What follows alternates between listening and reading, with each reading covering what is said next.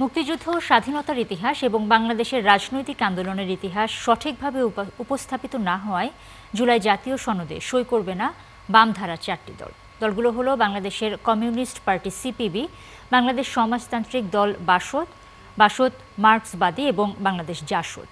বৃহস্পতিবার বিকেলে রাজধানীর পুরানো পল্টনে সিপিবির কার্যালয়ে আয়োজিত সংবাদ সম্মেলনে এই সিদ্ধান্ত জানিয়েছে দলগুলো।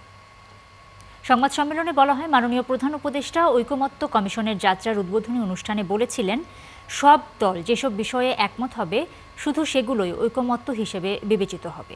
দলগুলো উপদেষ্টার সঙ্গে একমত পোষণ করেছিল। ঐকমত্য কমিশনের সব সভায় উপস্থিত থেকে মতামত দেওয়া হয়েছে, কিন্তু জুলাই সনদের যে চূড়ান্ত কপি গত 14 অক্টোবর রাজনৈতিক দলগুলোর কাছে পাঠানো হয়েছে, সেখানে সর্বসম্মত বিষয় ছাড়াও ভিন্নমত দেয়া প্রস্তাবগুলো যুক্ত করা হয়েছে। 4টি দলের দেয়া ভিন্নমতের কারণও যথাযথভাবে লিপিবদ্ধ হয়নি। এই অবস্থায় সনদে স্বাক্ষর করা সম্ভব নয় বলে জানান উল্লিখিত দলের নেতারা।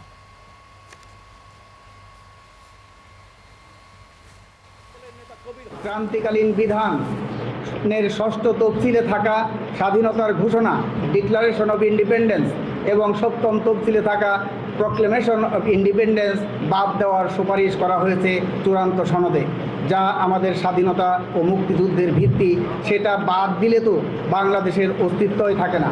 রাষ্ট্রীয় 4 মূলনীতি গণতন্ত্র, সমাজতন্ত্র, ধর্মনিরপেক্ষতা ও জাতীয়তাবাদ এবং 150(2) অনুচ্ছেদের ক্রান্তিকালীন বিধানের তফসিল পরিবর্তনে সম্মতি প্রদান ও আদালতে প্রশ্ন করা যাবে না এমন বিষয়ে অঙ্গীকার করতে হয়। এমন কোনো সনদে ভিন্ন মত দিয়ে আমরা স্বাক্ষর করতে পারি না।